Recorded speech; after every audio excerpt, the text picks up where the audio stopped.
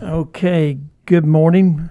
Welcome to meeting 5 of the Standing Committee on Transportation for the Kentucky State Senate. Madam Clerk, would you please call the roll? We'll call this meeting to order. Senator Berg. Present in district. Senator Embry. Senator Hornback. Senator Smith. Present. Senator Turner. Here. Senator Wheeler. Present in the room. Senator Wilson. Here in the room. Senator Wise. Present in the room. Senator Yates. Present in district. Vice Chair Storm. Present in the room. Chairman Higdon. Present. I will remind Senator Berg and Senator Yates, you're not on campus. You will be able to participate but not vote. And thank you all for being with us this morning. Appreciate you. I will entertain, we do have a quorum, entertain a motion for approval of the minutes for March 3rd. We have a motion and a second. All right. All in favor signify by saying aye. Opposed? Meetings minutes are approved. And we have a packed agenda today, so we'll get right to it.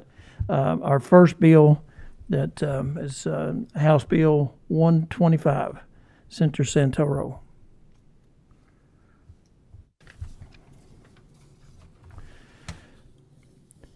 Did I say Senator Representative Santoro? I don't like to correct the chairman, but I should say chairman. I'm sorry.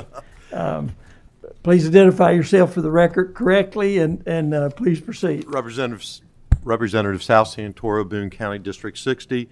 I don't know if any of my motorcycle, if they are on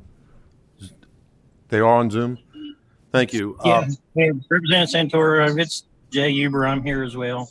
Okay, I'll be very brief with this bill. This is the same bill we had last year. It developed COVID when we all left. Jay, if you want to be very, very brief, because we have a packed agenda. Yeah, this is the three-wheel motorcycle licensing bill. Senator Hornback sponsored it last session and passed unanimously and made the consent calendar. It also mirrors some of the provisions mirror Senate Bill 131, which also just recently passed as well. Okay. But we have a motion by Senator Wheeler, second by Senator Emery. Any discussion? Seeing none, Madam Clerk, please call the roll. Senator Embry. Senator Hornback. Senator Smith. Senator Storm. Aye. Senator Turner.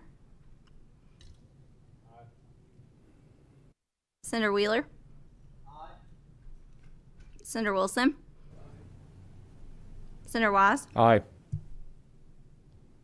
Senator Yates. Aye. Chairman Higdon. Aye, but Senator Yates is in district and cannot vote. But appreciate him weighing in and giving his opinion on this. But Just letting them know my support, Mr. Chairman. Thank you. Okay, the bill carries 8-0, and we have a motion for consent, which is in order. I have a motion and a second. All in favor of putting this on consent signify by saying aye. The ayes have it. Thank you very much. The motion carries, and the bill will be reported favorably. Thank you very much. Thank you. Our next bill we'll jump to, we're going to go a little bit out of order, will be House Bill 439. Representative Moser.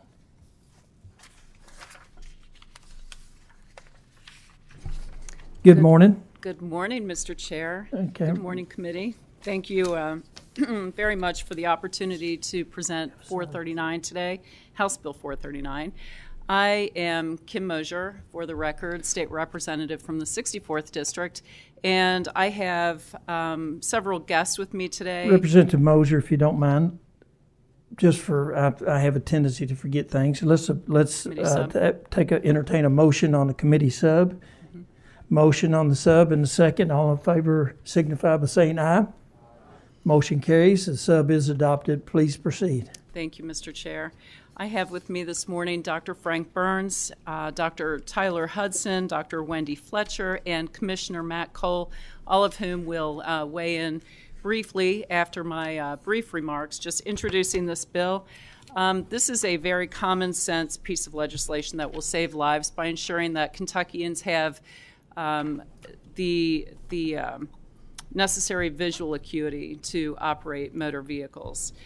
42 states have requirements for vision screenings during driver's license renewals, and Kentucky requires a visual screening when a citizen first receives their license, usually when they're young, but does not require it for renewals as citizens age. We know that individuals' visual acuity changes as they age. Indiana, Illinois, Missouri, Ohio, West Virginia, and Virginia, all states contiguous to Kentucky have this provision, and without a doubt, in the states who have this, there are lessened fatalities, car accidents, and hospitalization rates are lower. The state transportation cabinet supports this bill. We have worked for several years to get this right. I just want to thank the Department of Transportation and their whole team on this great piece of legislation. We also have the support of ophthalmologists, optometrists, APRNs, and the Kentucky State Police. The committee sub that we just adopted is clarifying language from the Kentucky State Police. Really, we have a motion and a second. We have any questions so far? And I know you have some folks that want to weigh in on this. If you want to, Mr. Chair, I just have a quick question, if I may. Yes, Senator Yates. Thank you, Representative Moser. Thank you for being here, and thank you for your efforts in this legislation. My question, I guess, just for the record too, will there be the requirement of a vision test each and every time they have to renew their driver's license? And if so, how often is that done under current Kentucky law? And then have we considered the additional cost of implementing that? Thank you. Yes, thank you for that question. We decided to, for ease of use and convenience, and just so that individuals remember to do this, that they will there will be a requirement for a vision screening each and every time you renew. We are moving to Real ID, and so folks have a choice as to whether or not that's every 4 years or every 8 years. So, and the Department of Transportation is moving to a DMV model, and so during that process, there are cost shifts in just updating the office. Generally speaking, there are costs for Real IDs. There may be some nominal costs for adding equipment, but we have added a provision that allows individuals, if they've been to their optometrist or ophthalmologist or primary care provider through the year, that they can bring a form with them. So I really think that the cost will be nominal. I would invite Commissioner Cole to maybe elaborate on that question a little bit. Is Commissioner Cole with us? Commissioner, are you on the line with us? Maybe not. Well, the Department of Transportation has looked closely at this, and they really don't feel that it's going to be more than a couple of dollars per exam, and that would be rolled into the total cost of renewals. Thank you. Senator Wilson. Thank you, Mr. Chairman.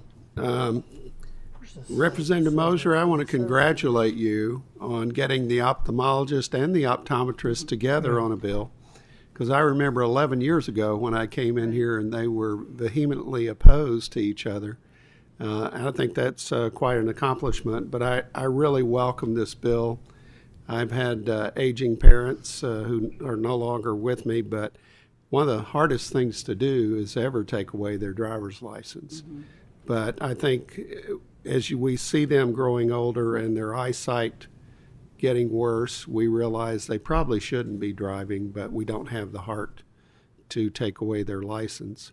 So I think this is a good way to keep people, on the road who can see well enough to drive.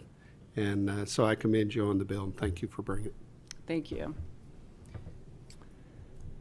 Any other questions? I have a couple questions, if you don't mind. And, Sure. and in the committee sub, I know it was worked on by the cabinet, and mainly some concerns about the state police about testing. But and I get somebody from the cabinet on to weigh in, because a lot of this language I think is not your language, it's their language. But on page 2, line 22, it talks about who can perform these vision testing that will be that you can use when you bring them in to get your license. And it says, if you look at line 22, that they had to be credentialed by the cabinet to perform testing. Is there someone on the line from the cabinet that could talk about? The original bill doesn't mention that. So that the committee sub, until we maybe get someone from the cabinet, but they did look at that. That the committee sub is language from the Kentucky State Police, and that was just clarifying language to really outline when they are performing the exams versus when individuals bring the form in. The credentialing is a standardized process that the cabinet will work on with vision specialists. And Dr. Burns and Dr. Hudson, you might be able to weigh in on visual acuity and exactly what we're looking for. I believe it's I'm going to botch it, 2040 and 2060, but Dr. Burns? Right. Well, yes, the screening would be is that the person would have to see 2040 in both eyes, and they'd have to pass a peripheral vision test, which is just a screening test. And if they didn't pass either one of those, they'd be referred to a vision specialist. Mm-hmm. So that's kind of where we're going from that screening standpoint. Right. Okay, I understand that part, but as I'm reading the bill, it seems to me that if I go get my license, and I've visited my optometrist and recently, and I want to take that exam or something signed off for them to get my license. If I'm reading this right, it says it has to, that my optometrist had to previously been credentialed by the transportation cabinet. Is that correct? Not a vision specialist. An ophthalmologist is already trained to do this type of thing, so they wouldn't have to be credentialed through the transportation department. It'd be nurse practitioners and other medical specialists that would have to be credentialed, but not optometrists or ophthalmologists. If you get your eyes examined within that year by an optometrist or ophthalmologist, you can get your form filled out by them and take it when you get your license renewed, and that would suffice. Okay, that answers my question. Senator Turner. Thank you, Mr. Chairman. I guess my question will be directed at the department. We give kids the opportunity to start driving when they're 16, and I'm in that group that my good friend Senator over here was talking about that's old and still driving, see. But I'm trying to calculate, there's going to be so many times between a 16-year-old and my age-year-old getting their driver's license renewed. Do we have any statistical information that shows that we need kids at 20 and 24 and 28 and 32 and all those times getting their eyes examined? So is there some statistical information to show that needs to be done at this time? Well, I would just say that individuals can develop eye and vision issues at any point in their life. Certainly, we know that as you age, your visual acuity does diminish. But I would, again, allow our physicians to weigh in on actual statistics of younger persons. Could I add something? Sure.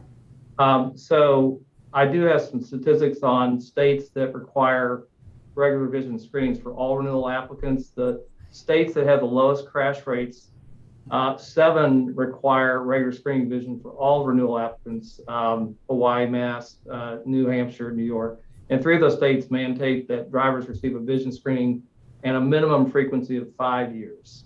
So there is some data out there suggesting that if you extend that screening to all applicants, the crash rates are lower in those states.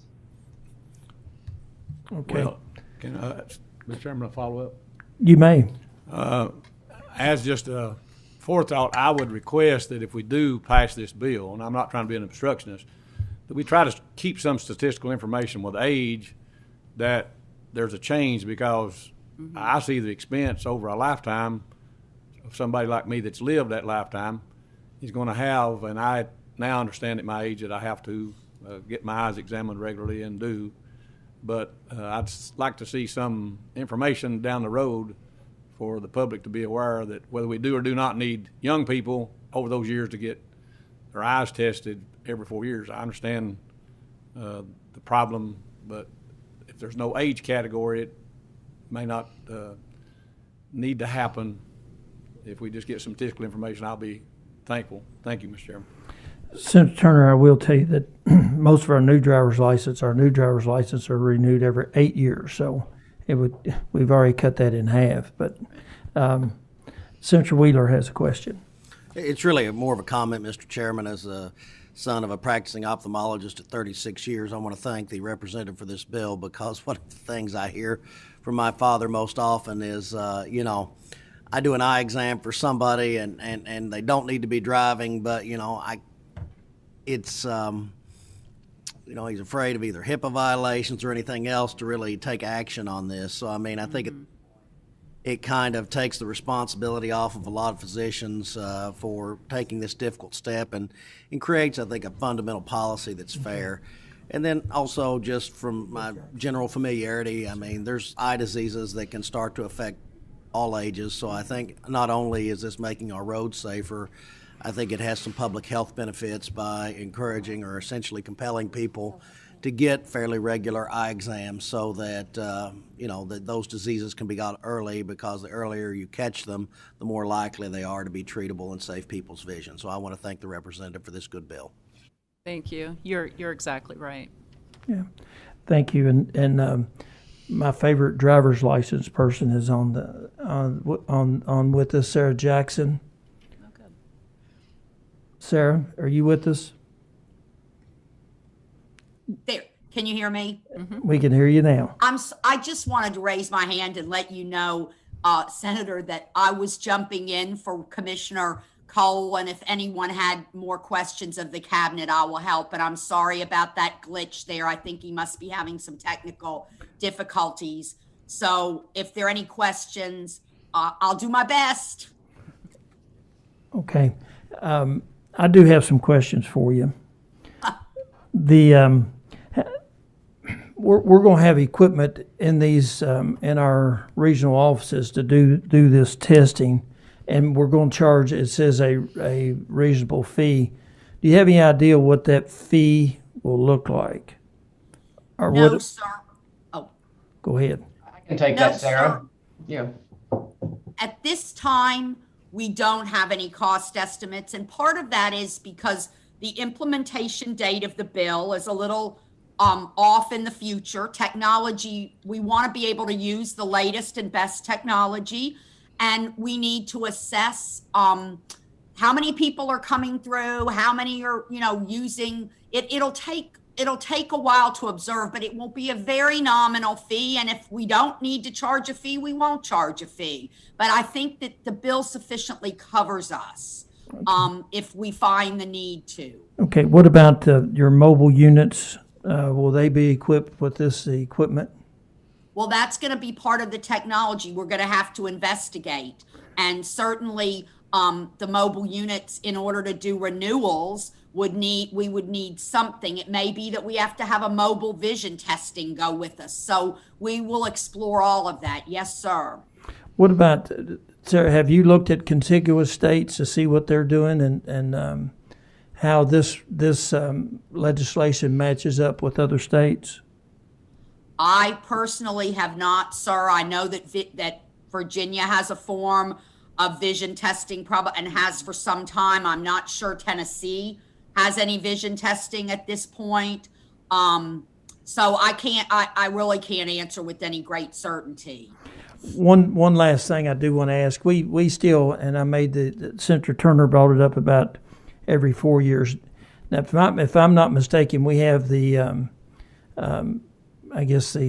real ID that driver's license that's renewable every 8 years. Mm-hmm. We have a standard driver's license that's renewable every 8 years, and we have a standard driver's license that's renewable every 4 years. Is that correct? Yes, but the real ID is also renewable every 4 years. Basically, the applicant has a choice of 4 or 8 years on all of the licenses. We probably should help the applicant out and take that 4-year option out if eye exam is going to be required upon renewal, and I think that would be my suggestion, because I think that is the intent. When you ask about the intent of this, is to make sure that they're examined, they were basing it on the real ID. Now, personally, I don't have a real ID. I voted against it, so I still have the standard ID. Kind of painted myself in a corner on that, but that's just me. I do have a passport card, which serves as the same as a real ID. Any other questions? Chairman Higdon? Yes. Wendy would like to speak, Chairman Higdon. I feel like I've taken some of her time. Maybe you are, Sarah. We'll let you go. Mr. Chairman, I noticed that Commissioner Cole is also with us. Okay. We'll go to Wendy Fletcher. Mm-hmm. Thank you, Chairman Higdon. I just wanted to make a couple of comments to Senator Turner's question about the added cost. All insurance in Kentucky covers preventative care. And during preventative care exams, nurse practitioners routinely do vision screening, both acuity and peripheral vision. So if patients, this has an added benefit of bringing more patients to the office to get their preventative care screenings, which most insurance does not charge anything to the patient for. So we're getting the added health benefit of getting Kentuckians into their primary care offices to get those preventative care screenings, including the vision screening. And then we could sign those papers for them, and there would be no additional screening costs for those patients. So there is a potential for the patients to get both their annual health exam and their vision screening for free. Wendy, what is your opinion as we look at consistency with what constituents and patients have to do? If we just did have all the license renewable every 8 years? I think there is consistency with that, both coming from the primary care office, the vision screener, the vision specialist office, or from the department. In that anyone who would fail those routine screenings would then be referred to their optometrist or ophthalmologist. So I do feel like there is good consistency there. Okay. Thank you. That's very helpful. I appreciate that. Any other comments? One thing I wanted to add, if you don't mind. Yes, I don't mind. Please jump in. We initially put the legislation for Real ID to be 8 years only. And during the first couple years of this program, we got a lot of pushback from a lot of citizens that didn't like the increased cost of an 8 year. So since the programming was already done, we made the 4 year and 8 year option available to everything but a CDL. For CDLs, we did want to keep them on the road as long as possible. But we found that the 4 year and 8 year option has become very popular with a lot of the states. So if at all possible, we would like to keep those options because it gives people the ability for either a long-term license or a short-term and a reduced cost. So just to let you know what we've seen on that. Okay. Representative Mosier, this doesn't go into effect till 2024, correct? That is correct. So we have plenty of time to look at Right. that my concern. So Senator Storm has a question.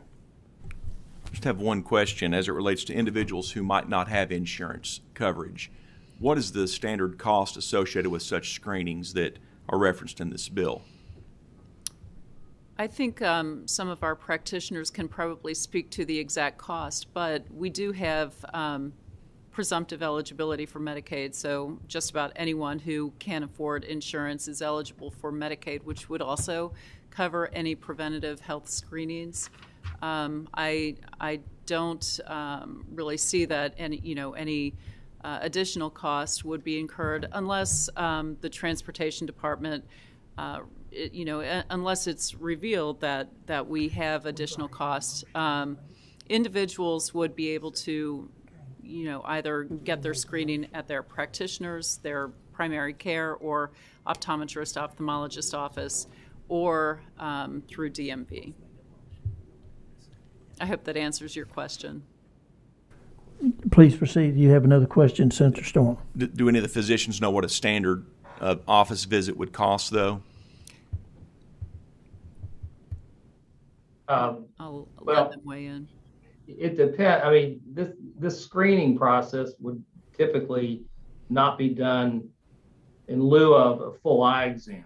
So a full eye exam is obviously going to be either billed to the insurance company or the patient pays out of pocket, but that's a totally different exam than a screening process. So a screening process probably could be done like at a little clinic for a nominal fee, maybe $10 for the screening. But, if you come to the ophthalmologist or optometrist office and have to get a full eye exam, that's going to be based on what the customary fee is for a full eye exam. So they're different, screenings versus a full eye exam. Does that answer your question? I'm just curious as to what the cost of that exam is. Well, you're talking about the screening or the full exam? The full exam. Well, it varies based on, what the practitioner charges. It can vary probably anywhere from $50 to $150, depending on what they set their own costs at. So it varies based on your own practice. Well, and I would wait. But that's a full exam. Exactly, and that'll be individualized too. I mean, depending on the patient's issues, vision issues. But for the initial screening, I mean, it's essentially the Snellen exam, the eye chart that we've all seen, and peripheral vision testing. So it's not an extensive exam at all. Walk me through what will happen. I go in to renew my driver's license, and the Department of DMV, I go in and they have the equipment there, and they do the routine eye exam that they do, and I fail that eye exam. Walk me through what happens next. You would be referred to your optometrist or ophthalmologist for a full exam. And required to purchase, I guess, glasses or some sort of corrective lenses, right? Okay. Right. All right. Is there? Okay. That any other questions? Senator Berg has a question. Good morning, sir. Thank you, Representative Moser. Thank you, everybody who's here this morning. Interesting conversation. I do have some questions. I understand that they would be doing a very rudimentary screening exam, visual field defects, acuity. From there, what I understand is you would not be able to renew. You would have to go to an ophthalmologist or optometrist. My understanding is that Medicare does not cover the cost of refraction. And there are ophthalmologists and optometrists in the room who could confirm or refute that for me. But my understanding, this is not covered under Medicare. And I do not believe the cost of glasses are covered under Medicare. So my question, is there an equity impact with this bill that needs to be considered and discussed? That's my question. You're correct in that refraction fees are not covered by Medicare. Now, it is very often it is covered by private insurance. It depends on the insurance carrier, but a lot of them do cover the refraction fee, but Medicare does not. Now, Medicare does cover the cost of a percentage of the cost of glasses after cataract surgery, but not for routine routine glasses. But after cataract surgery, they do cover part of the costs. And if I can add on to that, we're seeing an increasing number of Medicare Advantage plans that come with a vision rider with them that would cover refractions and actually materials such as glasses. And then also just wanted to add that our Medicaid program also covers glasses for anyone insured under that. Thanks. Thank you. Now say that again. You said Medicaid?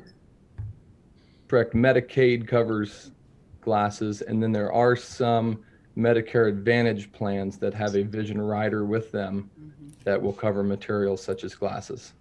Okay, so you're telling us all of our Medicaid plans in Kentucky, all of them will cover the cost of glasses if required. No. All of the ones ran by the MCOs we've got them covering glasses at our office. Okay. All the MCOs do. Okay. Thank you. Sarah Jackson had her hand up.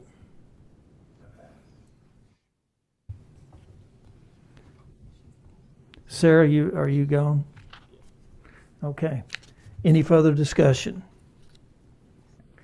We have a motion. I need a second. Second. Okay, we have a motion and a second on the committee, the bill as amended by the committee sub. That's on House Bill 439 as amended by the committee sub. Madam Clerk, please call the roll. Senator Embry. Senator Hornback. Senator Smith. Senator Storm. Mr. Chairman, I'd like to cast my vote and explain. Please proceed. I'm going to vote yes today. My concerns are those that have been mentioned by Senator Turner as well as Senator Higdon. We've heard testimony that although this is going to go into effect July of 2024, there needs to be investigations as to the costs associated, and my concerns also about individuals who, for whatever reason, they may live in an area where they've just gotten out of jail or they don't have medical insurance at the moment. They still go get their driver's license, and they may have costs associated with a screening or an exam or corrective lenses that they can't afford. But again, for today's purposes, I'll go ahead and vote aye. Senator Turner. Senator Turner, please vote and explain. I'm going to vote aye based upon the fact that we've got some more years to look at it. You all can look at that statistical information in that time period also. And if I understand it, the simple testing that's going to be done is basically the one where they put the things over your eyes. They're not going to be examining your ophthalmology or optometrist type examination. So I'm going to vote aye based on that, Mr. Chairman. Senator Wheeler. Mr. Chairman, I vote aye and explain my vote. Please proceed. And I think this is a good bill, although I believe some of the financial considerations mentioned are important. There's also a multitude of charity organizations that cover the cost of eye exams and things like that. I think an eye exam in general probably costs $150 at most, a full eye exam, dilate them, and that's a small price to pay to save lives and keep people from being injured on the road. Senator Wilson. Aye. Senator Wise. Aye. Chairman Higdon. Aye. Motion carries 7 to no votes. Like I said, motion carries, and House Bill 439 shall be reported favorably. I'm going to ask that we not put that on consent. This bill probably, it's a major piece of legislation, and we should discuss it on the Senate floor. Okay. Thank you. All right. Thank you. I appreciate Thank you. Next up, Representative Reed, House Bill 199.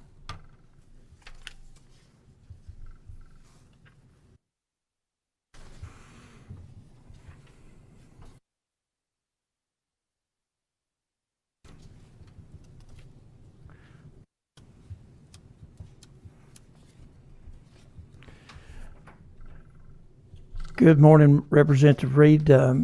Please introduce yourself for the record, and the floor is yours. And your guest needs no introduction, but she can introduce herself also for the record.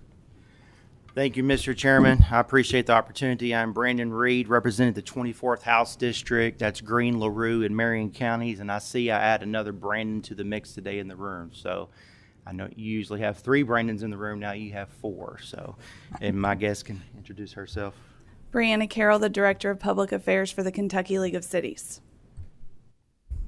Thank you, Mr. Chairman. House Bill 199 updates the state's laws on encroachment. It expands the definition of encroachment and adds penalties for contractors who do not adhere to the rules. The bill helps local communities and states ensure people working on or near our roads do so in a safe manner, and communicate with local authorities on the impact of the project could have on traffic and nearby neighborhoods. At this time, I'll yield to my guest. This issue was raised by some of our cities that had some issues with contractors not correctly obtaining the permits, and so it created public safety issues. We worked diligently with the Contractors Association and also with the Department of Transportation. Representative Reed filed this bill last year, and because of COVID and the way it worked out, it was caught up in that process, so we filed the exact same bill again this year. Any questions of Representative Reed and Brianna? I did have a question myself on page 2, line 4, about the fines. The fines are be collected by the city or county who does a citation or cites the company for the violation. But there's a concern, but the state has to correct the violation or remove the so I think there's some concern about that. Can you weigh in on that, please? This was specifically requested by the Department of Transportation. We worked with several members of the department, and they specifically asked for this because they said that currently they are issuing the violations, and that's something that's not different for them, but they did not have a mechanism to collect the fine. So we said we would be happy to do that, and limited the expenditure to only the infrastructure or public safety for the expenses. Okay, Thank you. Senator Yates has a question. Mr. Chair, that question was hanging from the past bill before us. Okay. Well, thank you. Sorry about that. Senator Wheeler, do you have a question? Thank you, Mr. Chairman. I guess what I'm trying to figure out, who's responsible for the fine? Say if it's a homeowner that hires a contract, the contractor says he's gone through all the proper permitting processes, but he hasn't. Is it the contractor that gets cited, or is it the homeowner? It's just for encroachment permits, and so it would be the contractor. The contractor is required to obtain the permit. Okay. Thank you, Mr. Chairman. Thank you. See no further questions. Madam Clerk, let's see, we need a motion. Motion on the bill, Senator Turner and Senator Wheeler. We have a motion, and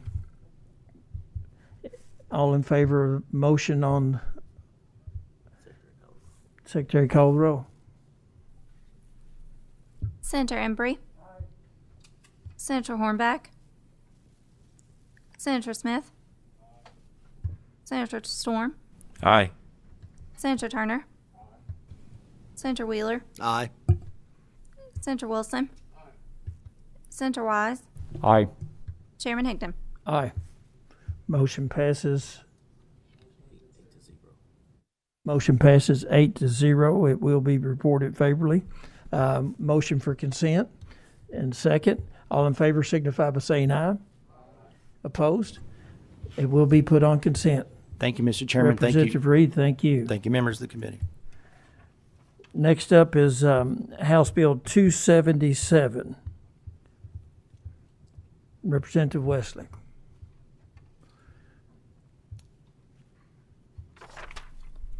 Representative Wesley, please proceed. We're on a tight time schedule, and I think you probably have some guests with you, so Yes, sir. introduce yourself for the record and please proceed. Thank you, Mr. Chairman. My name is Bill Wesley, State Representative for District 91. Thank you for having me this morning. I appreciate all of our veterans. Yeah. And, Representative Wesley. Yes, sir. I always mess this up, so we're going to do this right off the bat. There is a committee sub. Yes, sir. And we have a motion by Senator Wheeler, a second by Senator Wilson. All in favor of approval of the motion on the committee adoption of the committee sub, signify by saying aye. Opposed? The sub is adopted. Please proceed. Yes, sir. I would like to introduce our guest today. Unfortunately, I kind of leave these guys out, but they speak so much for our veterans, which is General Bullard, General Adams, and I'd like to introduce Mr. Kenny Bishop if he's on with us today. But what this House bill is about, it's the driver's license for our military. And before I turn and yield my time over to General Bullard, I would like to say that we have 75 colleges in the state of Kentucky. Only 34 out of that 75, or 31, has recorded a little over 217,000 students. So, in other words, there is 41 colleges that has not recorded how many students they have in the state of Kentucky. So, in other words, we have over 200 college students that is coming to Kentucky, that is driving on driver's license, that has been given permission. And so what this House bill is allowing our military to do the same thing. So I would like to yield my time over to General Bullard, if he would, and explain this House Bill 277. Thank you. Well, thank you, Representative Wesley. Good morning, Mr. Chair, senators, representatives. Always a pleasure to deal with you. And Representative Wesley is right. Kentucky exempts college students that are here for a 4-year period. 43 states exempt military members that are transient in their state, therefore a normal tour of about 3 years. The Department of Defense has made this a priority to get all 50 states on board. It's not a law that's ever really been enforced here or even been widely even known. So it's a great opportunity for us. And I want to make a shout out to Laura Beth Long of LRC staff for her attention to detail and doing some cleanup, which is what drove us to this Senate committee substitute. And just to clarify who's exempt, make sure all the language is correct and just get everything right. So really appreciate her doing that. But thank you for doing this bill and all the other bills that you all are looking at to make Kentucky the most military and veterans friendly state in the nation. Much appreciated. Thank you, General Bullard, and it's great to see you here today. Thanks for your work and thanks for your service. And yes, hats off to Laura Beth. She did the committee sub really drills down to it really identifies who this covers, and it really identifies the credentials that may be needed, and that's very important. And so, motion by Senator Emery. Second by Senator Wilson. We have before us House Bill 277 as amended by the committee sub. All in favor signify by saying or voting yes. Madam Clerk, please call the roll. Senator Embry. Senator Hornback. Senator Smith. Senator Storm. Aye. Senator Turner. I'm going to vote aye, Mr. Chairman. I'd like to explain my vote. Please proceed. As a member of the military from the 60s, I'm very happy to see this done and congratulate you, Representative Wesley. Senator Wheeler. Aye. Senator Wilson. Explain my vote, Mr. Chairman. Please proceed. I'm going to vote aye on the bill, and I appreciate the bill because, of course, I was living in Tennessee when I went into the military. But I drove the whole time on 8.5 years in the military on a Tennessee license, never had to get it renewed. And every state that I was in accepted it that I was stationed in. So I'm glad to see this bill, and I proudly vote aye. Thank you. Senator Wise. Aye. Chairman Higdon. I want to explain my votes. I want to thank you for bringing this bill forward. It's just another piece of the puzzle to make Kentucky the most military-friendly state in the country, and I proudly vote aye. Thank you all. Motion carries and will be reported favorably. We have a motion for consent. We have a second. We have a second. All in favor signify by saying aye. Opposed? It will be on consent. Thank you, Mr. Chairman. Thank you, Representative Wesley. We have up next House Bill 370. I think General Bullett's also going to testify on that, or is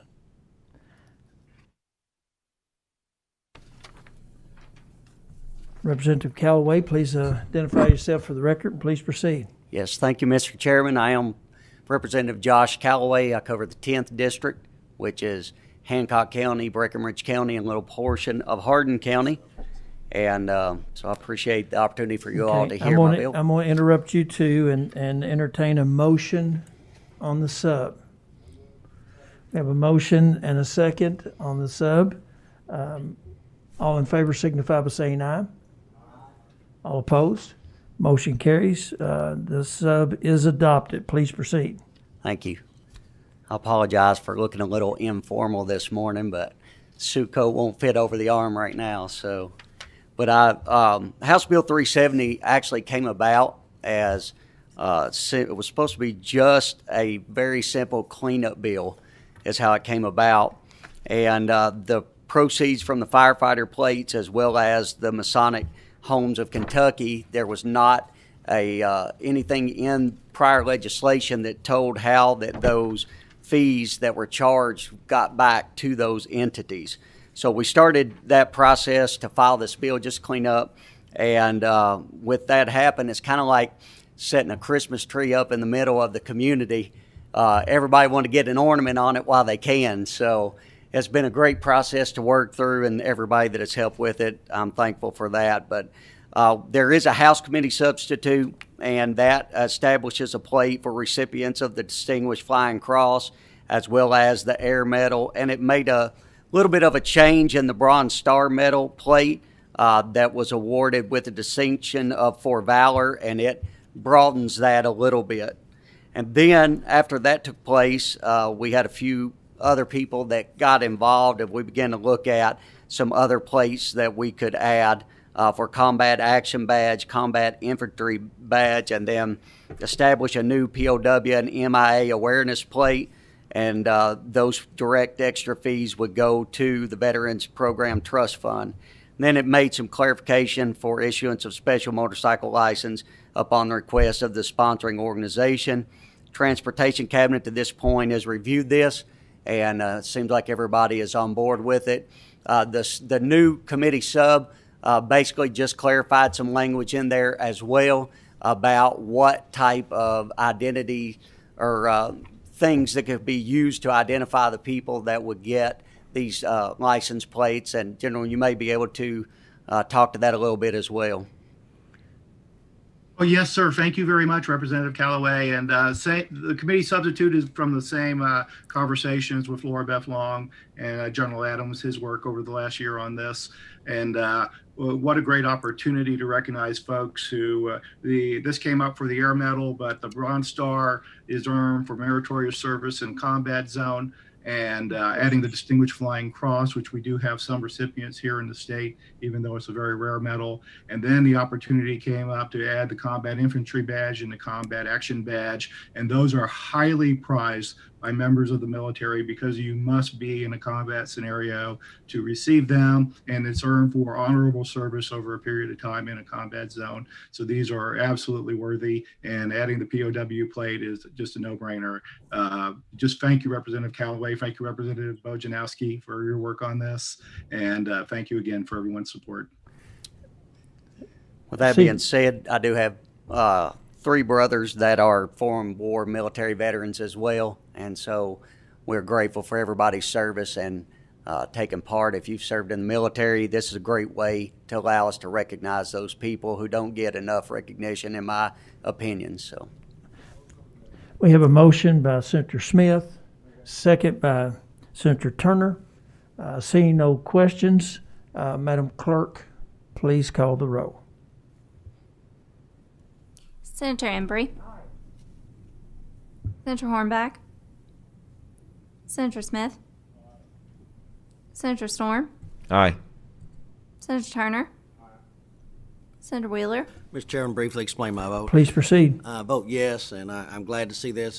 My father-in-law is the recipient of 2 Bronze Stars in the Korean conflict, so I know what I'm going to encourage him to apply for, maybe get him for Christmas next year. So this is I'm awesome. very glad this is done. So thank you. Thank you.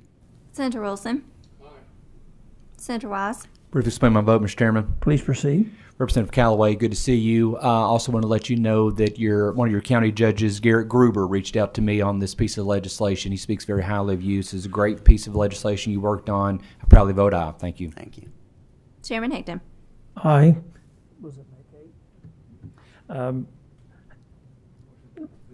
Hold on just a second. Let me. House Bill 370 passes and will be reported favorably. I vote aye, and very proud to do so. As I mentioned earlier, it's one more piece of the puzzle that makes Kentucky one of the most military-friendly states in the country, and we want to be number one. And we want our veterans and active military, reserve, and National Guard to know that this is a military-friendly state. Yes, sir. We have a motion for consent. We have a second and a second. All in favor signify by saying aye. Opposed? Motion carries. It will be put on consent. The only bad thing about consent, when we put it on there, we don't get to get up and brag about the great bill that it is, but it is a speedy process. Thank you.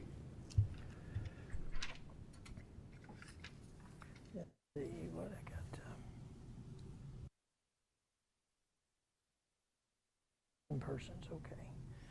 Okay, next up is House Bill 105. Representative Frazier.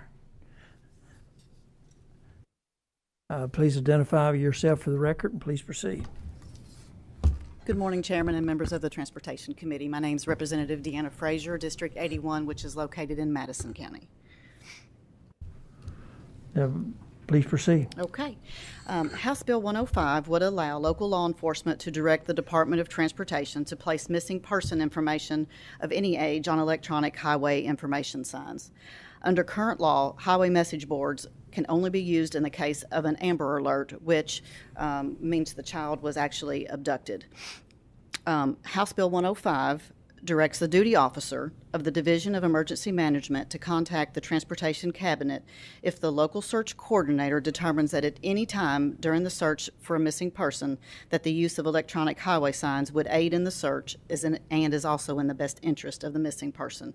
And, you know, as we know, these signs are more prolific in certain areas of the state, so it's not anything that's mandatory, but in those regions where those boards are available to be used as a resource, this would just allow the use of that and aid in the recovery of that person. We have a motion on the bill by Senator Wheeler, a second by Senator Storm. Are there any questions or anyone from the Transportation Cabinet that wants to weigh in on this? Seeing none, Madam Clerk, please call the roll. Senator Embry. Senator Hornback. Senator Smith. Senator Storm. Aye. Senator Turner. Senator Wheeler. Senator Wilson. Senator Wise. Chairman Higdon.